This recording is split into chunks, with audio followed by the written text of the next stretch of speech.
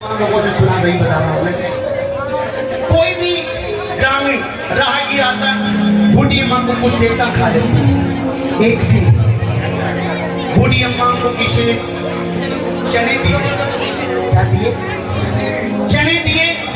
और बूढ़ी अम्मा ने सोचा कि इनको मैं भोर में खा लूंगी तो प्रसाद पानी है, रख दिए कुटिया में। प्रेमी सज्जनों, जब कुटिया में रख दी, रात में देर रात चोर आए और चोरों ने क्या किया?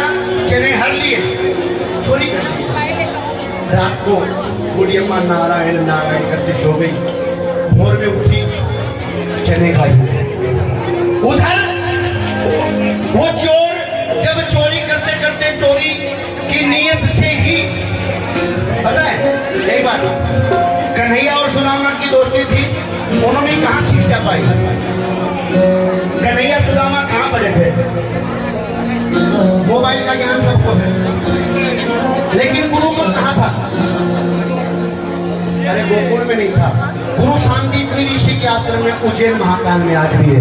सच्चे दरबार की गुरु शांतिपुरी ऋषि के आश्रम में दोनों ने शिक्षा ग्रहण की और चोर वहां घुस गए। रात को कुछ आहट हुई होगी, चोरी करने के लिए घुसे लेकिन चोरी नहीं हुई।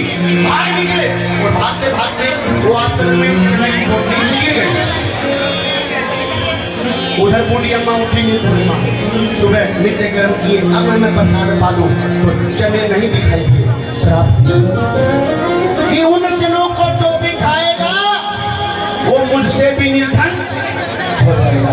उधर वो चने जब बूढ़ी माँ गुरु अम्मा शांतिपुरी ऋषि आश्रम में गुरु माता जी उठी तो आजकल तो काम वाली आवक भाई, अगर 5-7 दिन की छुट्टी कर ले तो गाड़ का 150 ₹2 में लड़की। प्रेमी सज्जनों, खुद रास्ता बुहारती थी, खुद बर्तन साफ करती थी उस समय में। आज भी गाँव में करती, आज भी हमारे घर पे ये होता है। कोई तैयारी आती है, अलग अलग बात है। अब गुरु माँ जब रास्ता बुहा रही है, भोर में चने की पोटली दिखाई दी। ये क्या है? चने उठाए और कन्हैया सुदामा को उठाया। ए लल्ला! हाँ माँ, उठो। क्या? जाओ वन में लकड़ी लेके आओ। वो दोनों चल दिए। सुनो, हाँ ये लो। क्या? चने। भूख लगे खा लेना। कचौरी नहीं थी जोमेटो वाली, वो नहीं आता। निकल दिए, ठीक है। अब लकड़ी बीनने लगे। द्वारकाधीश जो बनने वाले थे, कन्हैया को भूख लगी। अरे सुदामा, हाँ? अरे वो चने निकाल यार, भूख लगी है। अब प्रेमी सज्जनों सुनो, ये जो झांकी वाले सुदामा की झांकी निकालते हैं ना, ये वो नो। हमारी भारतीय संस्कृति में आओ बैठो पीवो पानी इमेज होती है, आतिथ्य संस्कार होता है। ये झांकी वाले सुदामा को धक्का मारते हैं और सुदामा भी कहां जाता है? हेलो, क्या? मैं भी जाऊंगा। उन्होंने कहा कि चने निकाल। जब सुदामा जी ने चने की पोटली निकाली, प्रेमी सज्जनों, उन चनों पे श्राप था। इतने विद्वान थे पंडित सुदामा जी, बताते हैं जब चनों पे श्राप देखा कि इन चनों पे श्राप है कि जो भी खाएगा वो निर्धन हो जाएगा। आने वाले समय में मेरा मित्र, मेरा सखा, मेरा यार, मेरा दोस्त बहुत बड़ा राजा बनने वाला है। और एक देश का राजा अगर गरीब होगा तो प्रजा का भला कहां से करेगा? इसलिए सारे के सारे चने सुदामा जी ने खा लिए और समय व्यतीत होता गया। सुदामा जी दिन बाई दिन दीन होते गए। समय समय की बात है। एक दिन सुशीला ने कहा कि सुदामा जी से, स्वामी आप तो कहते हो कि वो बहुत बड़ा राजा द्वारकाधीश मेरा मित्र है, मेरा सखा है, क्यों ना आप उनके पास चले जाते हो?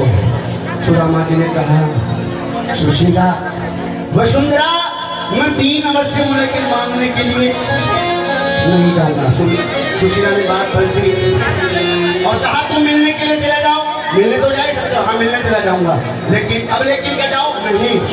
हमारी भारतीय संस्कृति में जब कोई मेहमान किसी के यहाँ पे आता है तो कुछ लेके जाता है, और मेरे पास तो ले जाने के लिए कुछ नहीं है। मैं क्या ले जाऊंगा ना, मैं नहीं जाऊंगा। बताते 2-5-7 घरों से जेल के प्रकार जैसे तैसे करके चावल लेके आए, किसी ने दिए नहीं दिए, एक पोटली में 2-5-7 घरों से लिए द्वारकाधीश के महलों की ओर चल दिए।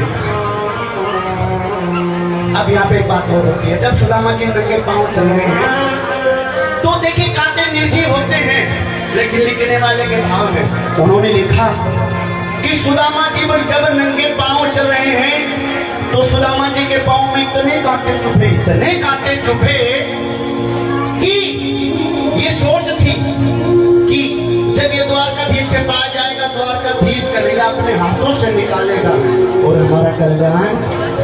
प्रेमी सज्जनों यही हुआ, सुदामा जी चल दिए और द्वारकाधीश के महलों की ओर जाते हैं।